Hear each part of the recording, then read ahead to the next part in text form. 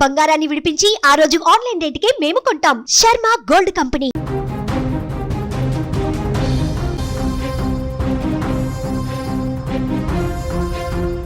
రోడ్డుపై వెళ్తున్న ఓ కారును విమానం ఢీకొట్టింది. ఇది నమ్మలేకపోతున్నారా? ఎస్, ఇది నిజమే. ఇప్పుడు మీరు వీడియోలో చూస్తుంది రన్వే కాదు, రద్దీగా ఉండేటువంటి హైవే. వెనక నుంచి మెరుపులా దూసుకు వస్తుంది ఏకంగా ఒక విమానం. కానీ అనూహ్యంగా అది ముందుకు వెళ్తున్నటువంటి ఒక కారును ఢీకొట్టింది. అమెరికాలో జరిగినటువంటి భయానక దృశ్యం ఇప్పుడు సంచలనంగా మారింది. రోడ్డు ప్రమాదం నుంచి ప్రయాణికులు ఎలా బయటపడ్డారు, ఈ ప్రమాదంలో అసలు ఏం జరిగిందో పూర్తిగా తెలుసుకునేటువంటి ప్రయత్నం చేద్దాం. ఈ ఘటన అమెరికాలోని ఫ్లోరిడా రాష్ట్రంలో ఇంటర్స్టేట్ 95 హైవే పైన జరిగింది. సాయంత్రం సమయంలో వాహనాల రాకపోకలు ఎక్కువగా ఉన్న రద్దీ సమయంలో ఈ యొక్క చిన్న బీచ్ క్రాఫ్ట్ 55 విమానం ఆకాశం నుంచి ఒక్కసారిగా రోడ్డుపైకి దూసుకువచ్చింది. విమానంలో 27 ఏళ్ల పైలట్తో పాటు మరో ప్రయాణికుడు ఉన్నాడు. ఇక ఈ ప్రమాదానికి ప్రధాన కారణం సాంకేతిక లోపం. విమానం టేకాఫ్ అయిన కొద్దిసేపటికే ఇంజన్లలో శక్తి తగ్గిపోవడాన్ని పైలట్ గుర్తించాడు. విమానాన్ని సురక్షితంగా ల్యాండ్ చేయడానికి చుట్టుపక్కల ఎలాంటి ఖాళీ ప్రదేశం దొరకపోవడంతో వెంటనే దీంతో హైవే పైన ఎమర్జెన్సీ ల్యాండింగ్ చేయాలని నిర్ణయించుకున్నాడు. కానీ ఈ ప్రయత్నంలో అనూహ్యమైన మలుపు చోటు చేసుకుంది.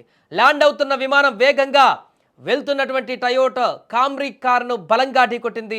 విమానం చక్రం కారుపై పడడంతో ఆ దృశ్యం చూసిన వారికి వెన్నులో వణుకు పుట్టింది. కారు డ్రైవర్ 57 ఏళ్ల మహిళకు స్వల్ప గాయాలయ్యాయి.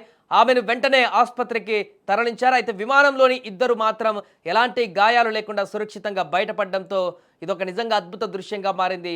ఈ ప్రమాదం కారణంగా హైవే పైన ట్రాఫిక్ గంటల తరబడి నిలిచిపోయింది. హైవేపై ల్యాండ్ చేస్తూ కారును ఢీకొట్టడం అనేది ఊహించినటువంటి ఒక సంఘటన. ఈ యొక్క ప్రమాదం పైన FAA మరియు NTSB విచారణకు ఆదేశించాయి.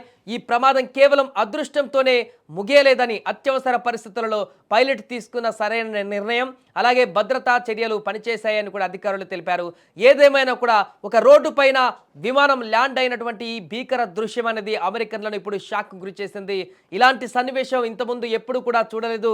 సినిమాల్లో ఇలాంటి ఘటనలు చూస్తూ ఉంటాం, కానీ రియల్ లైఫ్లో ఇలాంటి రోడ్డు మీద వాహనాలు వెళ్ళేటువంటి రోడ్డు మీద అత్యవసరంగా విమానం ల్యాండ్ అయినటువంటి పరిణామం అయితే సంచలనంగా మారింది.